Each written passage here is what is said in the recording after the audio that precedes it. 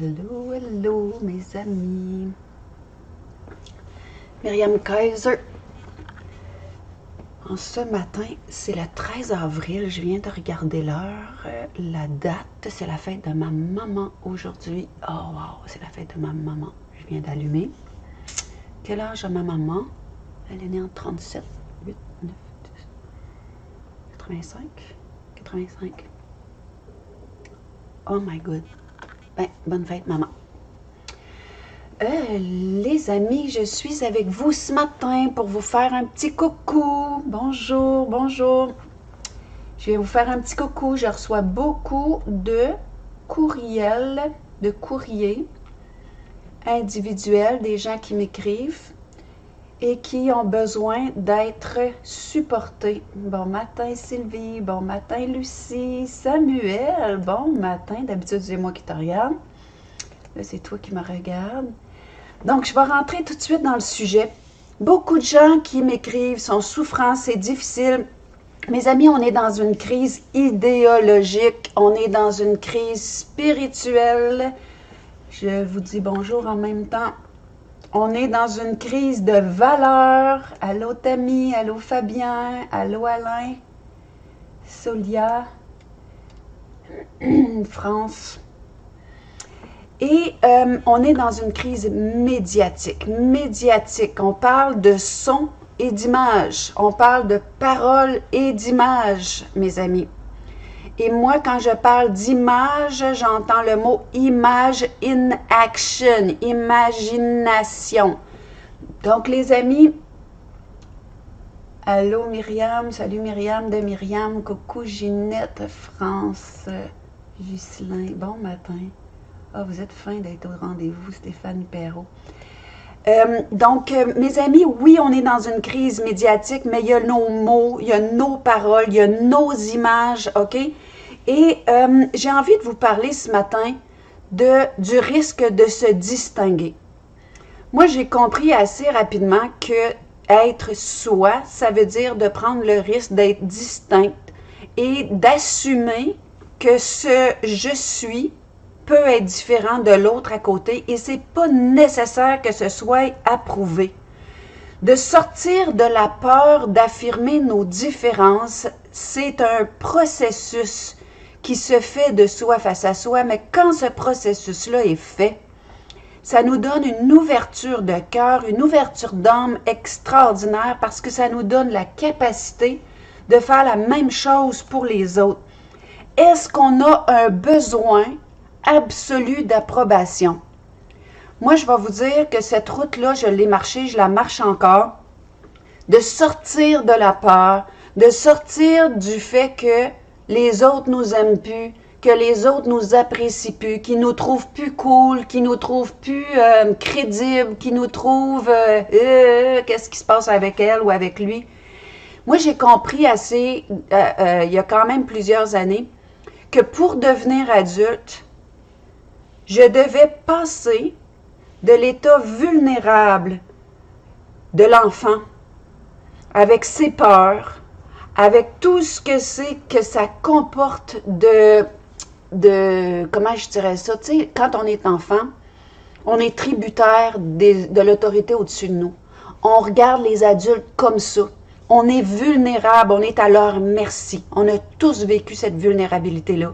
Et quand on arrive au monde, un petit bébé, il y a lui, puis l'environnement, c'est la même chose. Il n'est pas capable de se distinguer de ses parents. Il n'est pas capable de faire la différence entre lui et l'environnement. Donc, ce qui se passe dans son environnement, c'est lui. Si l'environnement il est malsain, il se pense malsain.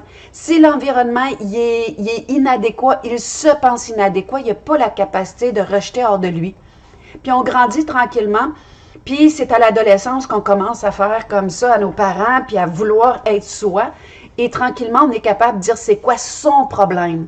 C'est quoi qui se passe avec l'autre. Ça se peut que ça ne soit pas moi. Et moi, je pense que de devenir adulte, c'est d'arriver à passer de la vulnérabilité de l'enfant avec son besoin de faire un avec les autres à l'autonomie, qui veut dire capable toute seule, qui veut dire la même chose que response able, qui veut dire capable de répondre de soi pour soi. imputable.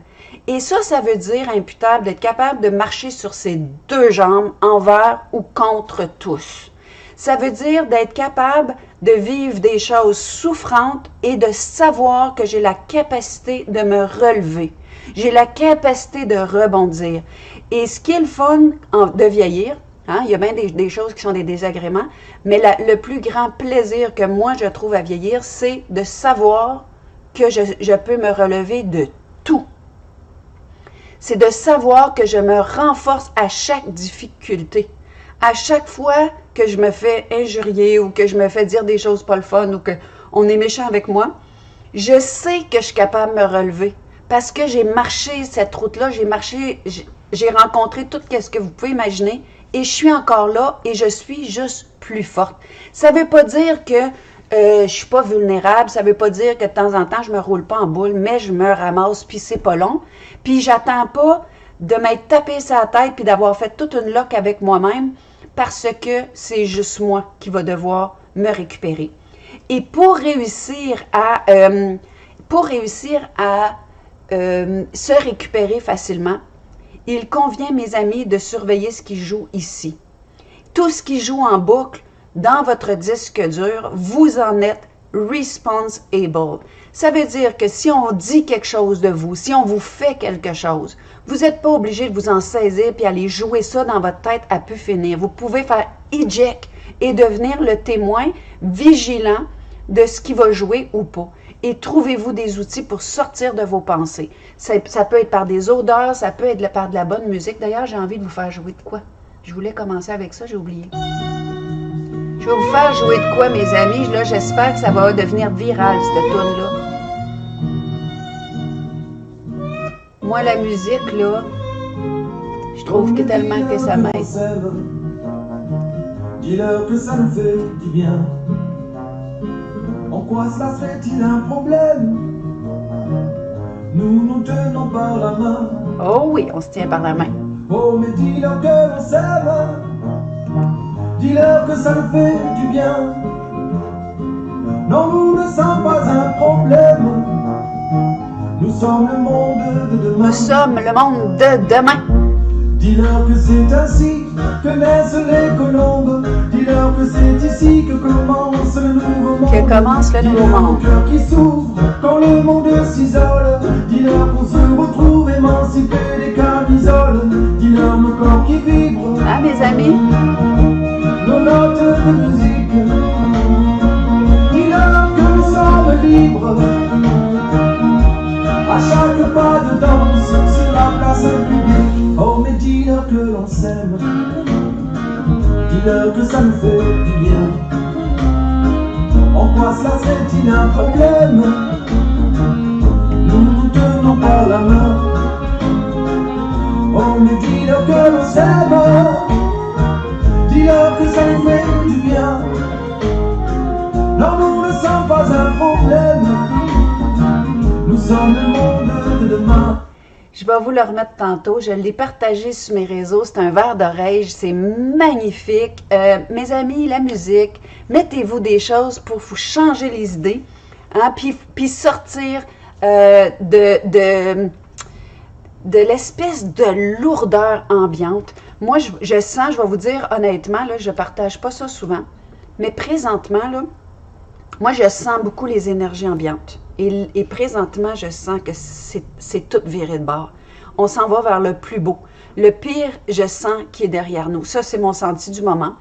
Je sens que ce qu'on a voulu faire, c'est en train de s'effondrer.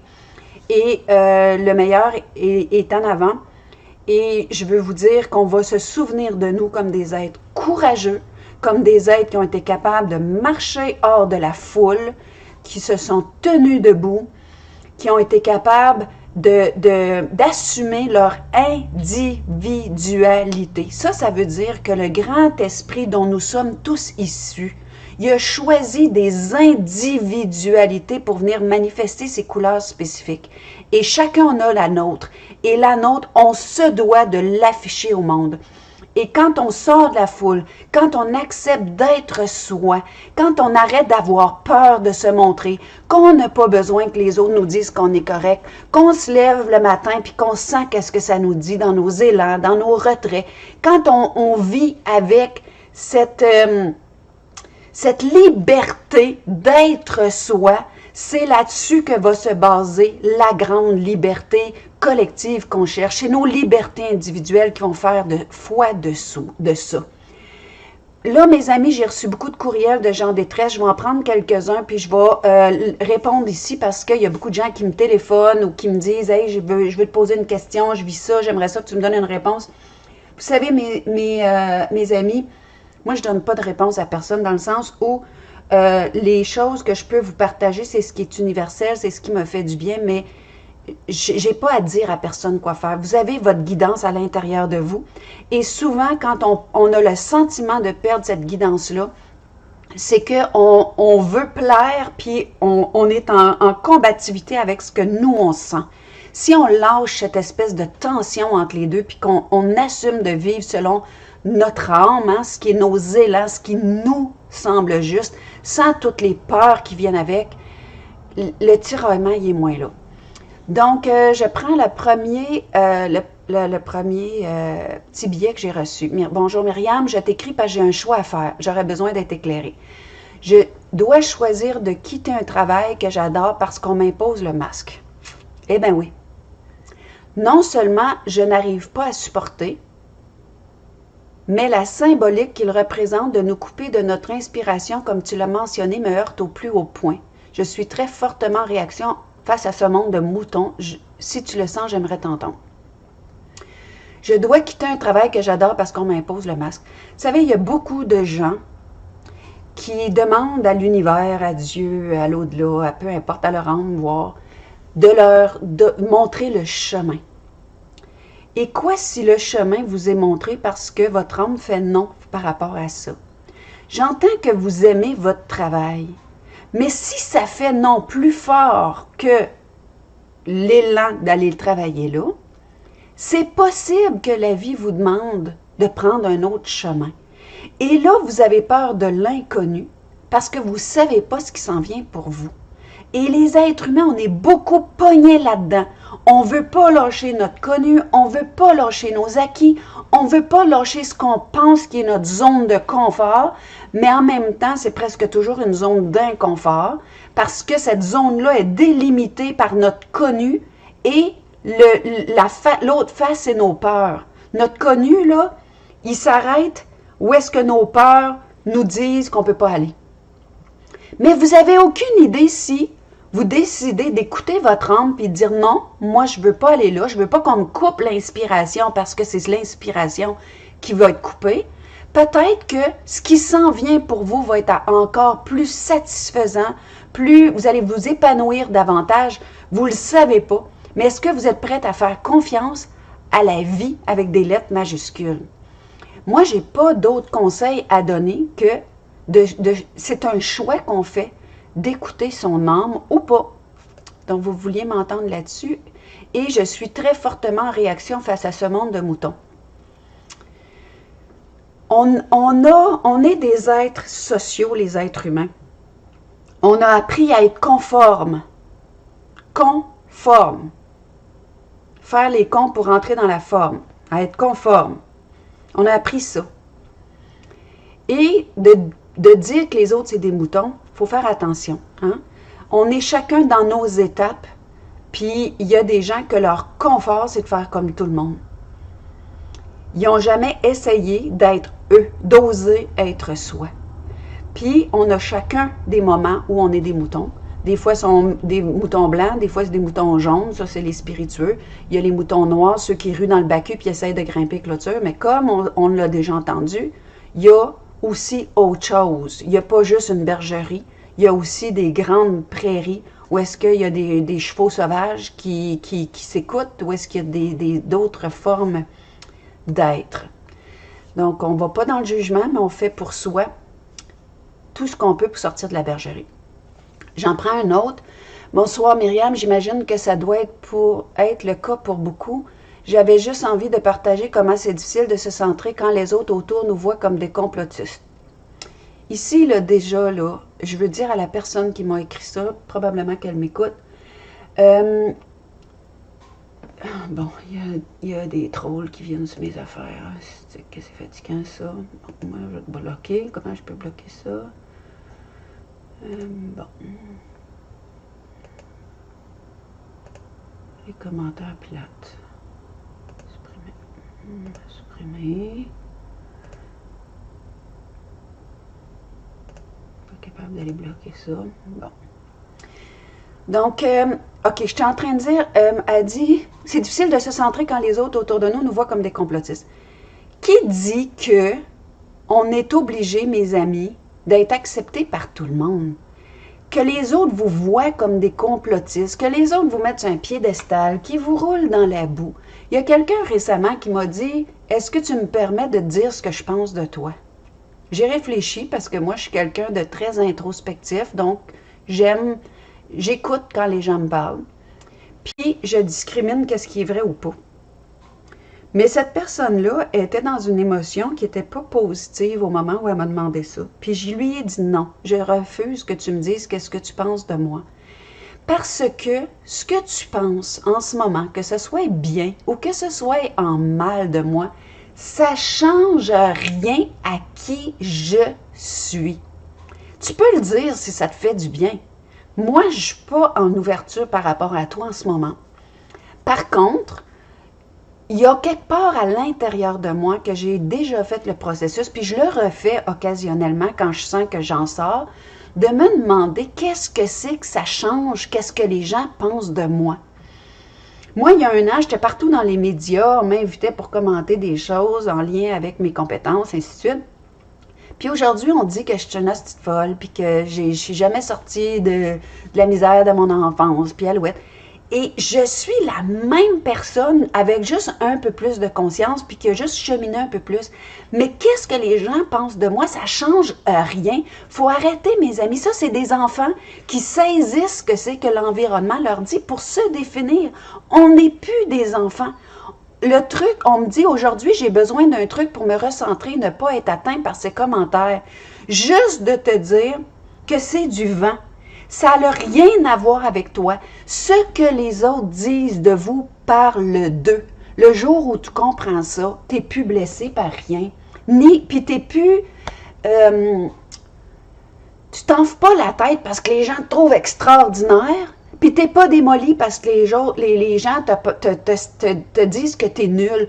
Moi, l'année passée, j'avais des amis qui me trouvaient extraordinaire, qui trouvaient que j'avais un bon jugement, que j'étais une fille qui voyait clair, qui disait clair, qui était transparente. Puis aujourd'hui, ces gens-là me trouvent tellement n'importe quoi qu'ils daignent plus m'inviter. Puis en plus, plusieurs m'ont coupé des réseaux sociaux. Puis quoi si la vie m'offrait le privilège de nettoyer mon environnement comme on fait le ménage au printemps?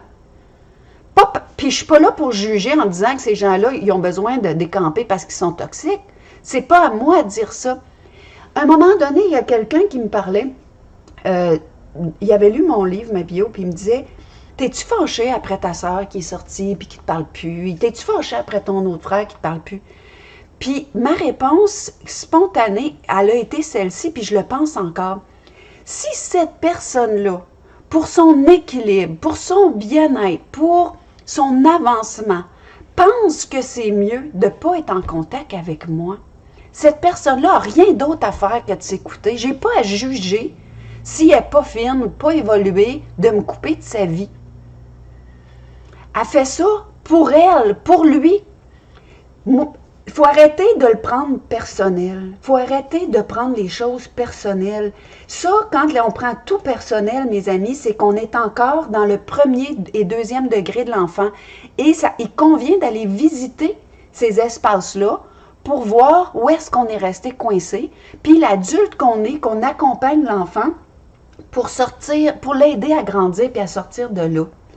On n'est pas obligé de ça. Donc, je reviens à la personne, aujourd'hui, j'ai besoin d'un truc, me recentrer, ne pas être atteint par ses commentaires. Respire, rentre en dedans de toi, vois que C'est comme un enfant qui est en train de faire son rôle puis qui dégueule sur ton épaule. Ben, tu peux changer ton morceau de linge. Ça fait pas que toi, t'es sale. C'est la même chose. Les gens dégueulent. Laisse-les faire. Ils ont des trop-pleins. Ils ont besoin de... Puis, ils prennent quelqu'un pour... Garde, moi, j'ai de la compassion parce qu'ils souffrent bien plus que moi. Tu sais, quand tu portes ce fiel-là puis tu es obligé de le régurgiter ces autres, c'est toi qui souffres, c'est pas moi. Elle dit « Merci de tes partages qui me ramènent beaucoup à la réalité. J'avais besoin de douceur car le cœur explose souvent de tristesse. » La tristesse est liée à la perte. Accepter les pertes. Accepter de perdre.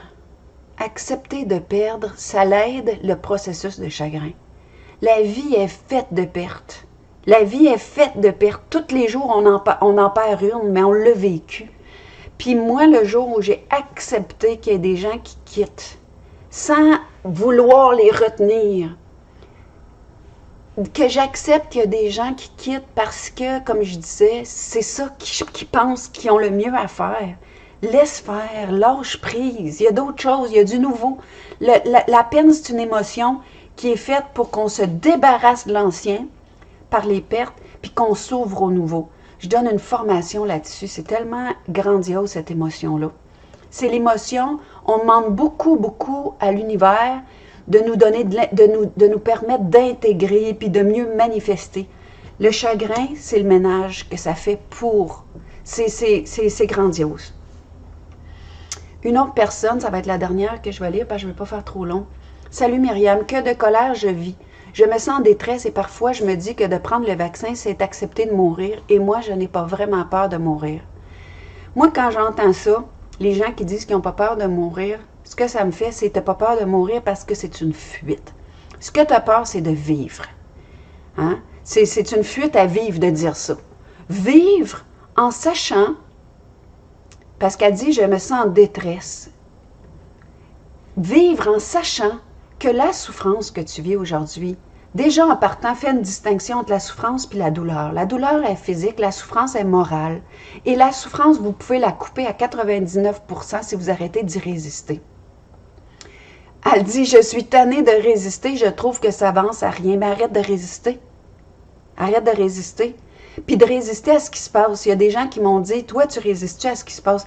Moi, je me manifeste avec mes convictions à la face du monde et je fais les actions que mon âme me demande de faire. Il y a d'ailleurs plusieurs personnes qui m'ont dit, tu vas-tu être à la manifestation du 1er mai? Je devais être dans le Grand Nord en train de donner une formation et à des Amérindiens qui ont vécu des choses semblables à ce que j'ai vécu. Et c'est là, ça se peut que ça soit annulé à cause de ce qu'on sait. Donc, si c'est annulé, je vais être là. Je vais être là. Mais j'ai envie de dire aux gens qui vont être là, la seule raison pourquoi je vais dire oui, on peut être là, c'est si individuellement je vais là parce que je suis souverain, pas parce que je veux qu'on soit un peuple souverain. Le « on » n'existe pas. Puis, si je vais, moi je ne m'en vais pas manifester, je vais me manifester. Voyez-vous la différence? Je ne m'en vais pas lutter contre un gouvernement. Je vais montrer, je vais célébrer avec mes amis le fait que je suis vivante, que je suis souveraine, que je fais ce que je veux, selon ma conscience. Il n'y a pas d'aller montrer, parce que ces gens-là, je ne veux rien leur montrer. Je ne vais pas là pour leur faire entendre raison. Ces gens-là, ils n'ont pas de raison. Je ne vais pas là pour les faire évoluer, pour leur faire comprendre ce dont j'ai besoin. Ils n'en ont rien à foutre. Moi, je leur ai tourné le dos. Mais j'ai envie de donner mon appui au fait que individuellement, je suis souveraine de moi. J'ai envie de célébrer la vie. J'ai envie de donner la main à mes frères et sœurs.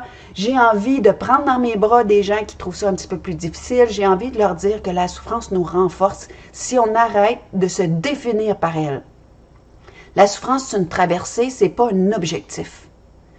Puis on n'a rien qu'à reprendre l'histoire de Jésus. J'en parle souvent de lui parce que j'ai grandi dans ça. Puis il y en a d'autres, là. Mais il n'a pas passé sa vie en souffrance. Il a vécu 3 jours de calvaire. Nous, on est en train de vivre notre calvaire. Mais il a ressuscité. Puis quand il a ressuscité, il n'a pas demandé la permission à personne. Est-ce que je devrais, est-ce que je devrais pas? Il a tassé à la pierre, puis c'est propulser dans sa gloire. Moi, je m'en vais à la marche le 1er mai, si je peux être là, et je vais me propulser dans ma gloire, dans toute ma lumière, celle-là qui rayonne sur le monde, qui cherche la vérité. Donc, je continue avec ma madame. Je suis tannée de résister. Je trouve que ça avance à rien. Ben, t'as raison, arrête de résister. Je suis fatiguée de me battre pour faire partie d'une famille et ensuite d'un cercle d'amis qui t'étiquettent si tu penses différemment. Nos familles, c'est ceux qu'on choisit, puis ça bouge dans le temps, ça. Puis le cercle d'amis, même chose. Ça bouge dans le temps. C'est comme ça. La vie est comme ça. Honnêtement, je suis tannée de souffrir, d'avoir peur. On est dans une guerre spirituelle. Le monde qui est en train de s'effondrer, Dieu merci, c'est le monde de peur, d'assujettissement. Puis tu dis que tu es tanné de souffrir, tu es tanné d'avoir peur. Mais sors de la peur. La peur, là, on mêle les affaires. La vraie peur, c'est un sentiment qu'on ressent dans notre corps quand il y a un danger. L'autre jour, je partais de chez une amie tard le soir, puis elle me dit « Hé, t'es dépassé le couvre-feu, t'as-tu peur? » J'ai dit « Attends, je m'en vais sentir. » Non, la peur n'est pas là. Si la peur n'est pas là, il n'y a pas de danger. S'il y a un danger, je vais sentir la peur. Écoute, on est connecté. Notre corps, il est fait, c'est une antenne, il le sait. Je ne sens pas la peur en ce moment. Il n'y a pas de danger. Je me suis rentrée chez moi sans rien. J'ai pas peur, je ne sens pas de danger. Moi, je ne me sens pas en danger présentement, je n'ai pas peur. Donc, elle dit, honnêtement, je suis tannée de souffrir d'avoir peur. Mais tu as peur de quoi? Si tu as peur, va voir de quoi tu as peur. Où est-ce que tu es menacé? Est-ce que tu l'es réellement? Ou est-ce qu'on essaie de te convaincre? Dans la television, j'ai fait une vidéo récemment là-dessus. La television, c'est l'espèce d'écran avec des images puis des sons de gens qui essayent de vous dire une vision. Television. C'est pas ma vision, je coupe ça. Moi, je veux écouter, je veux entendre ceux qui me disent une vision qui correspond à la mienne, qui nourrissent ça. Elle dit, j'aime toujours t'entendre et surtout, j'apprécie le fait que comme influenceur spirituel, tu ne te prends pas pour une parvenue. En tout cas. Mais on sent que tu marches la route en même temps que nous dans la perfection de ton imperfection. Merci de m'avoir écouté. Ben merci. Tant mieux si ça répond. Puis oui, moi, je suis moi. C'est trop difficile d'être quelqu'un d'autre. Ça me tente pas. Julie qui dit, moi, je me sens traquée comme une bête sauvage. Donc, il reste une partie de victime en moi. Tu te sens traquée par qui, Julie? Par la television, coupe-la. Tu te sens traquée parce qu'il faut que tu mettes un masque.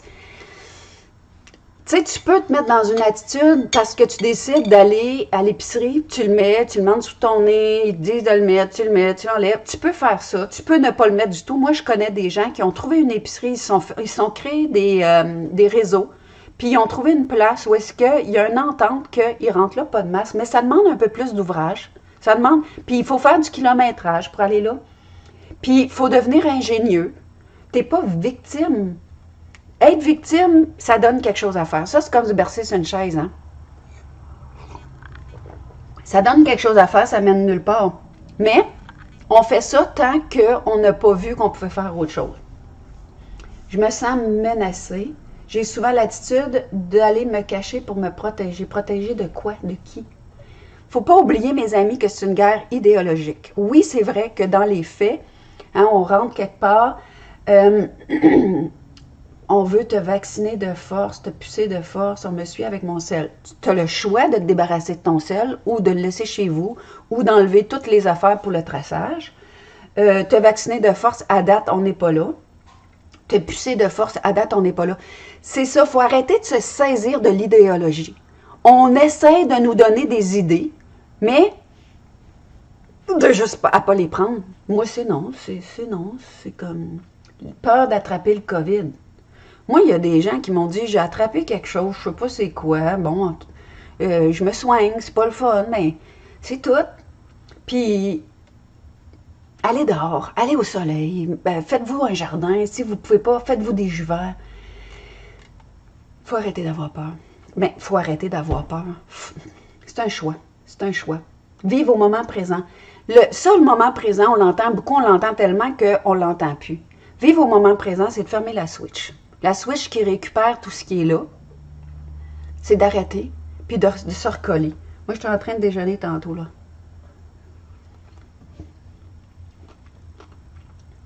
L'observation de la beauté de la nature.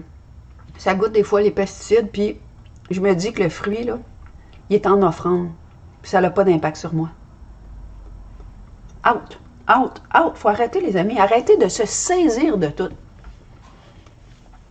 Je voulais vous faire un petit coucou parce que c'est en train de basculer.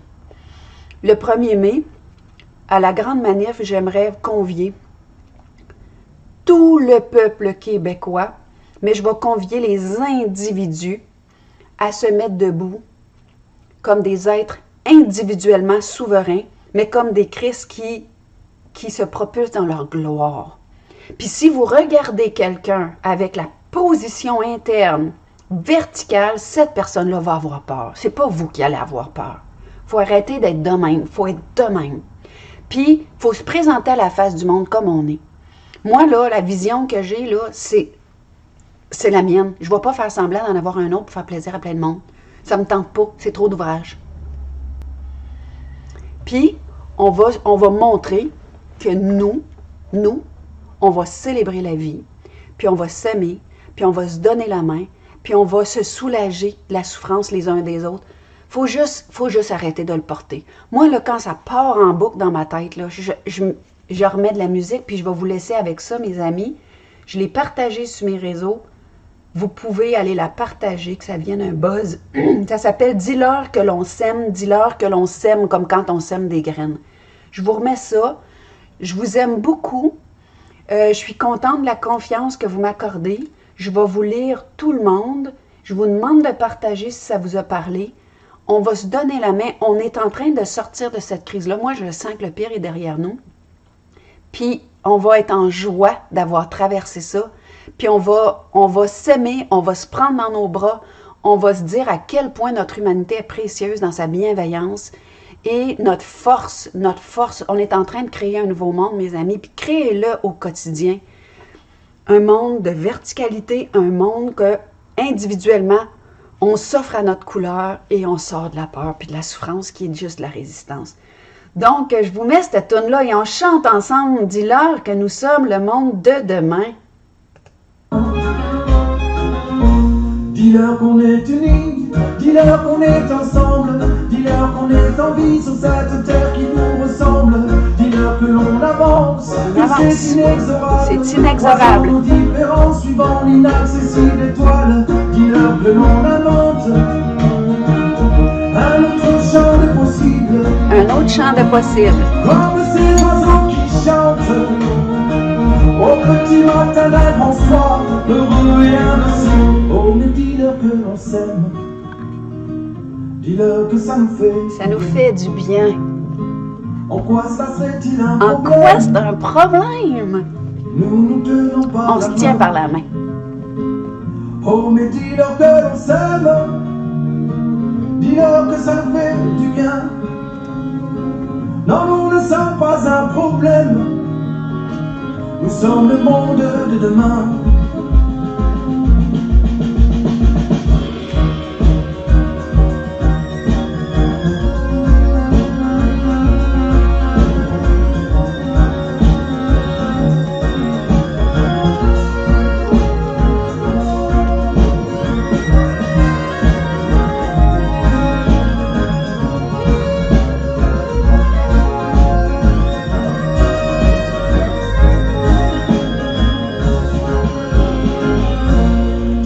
C'est ainsi que naissent les colombes. Dis-leur que c'est ici que commence le nouveau monde. C'est ici que commence le nouveau monde.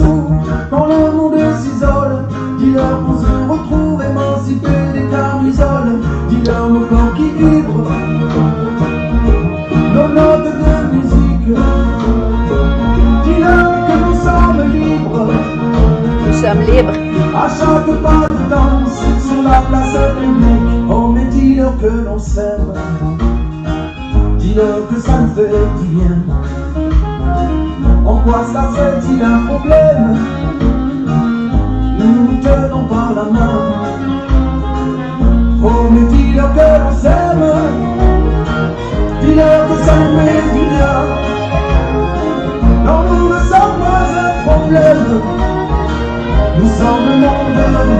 le monde de demain. Hey, je vous laisse, mes amis. Faites-vous jouer ça dans les oreilles, là, puis gros câlin du cœur. Là, je sais pas, on est juste sur le bord, on se tient par la main, puis je vais revenir vous voir. Je vois qu'il y a des gens, beaucoup de gens qui en ont besoin, puis on sort plus fort de nos épreuves, puis c'est jamais si pire que qu'est-ce qu'on pense. Faut juste laisser aller. Bisous, belle journée. Bye bye.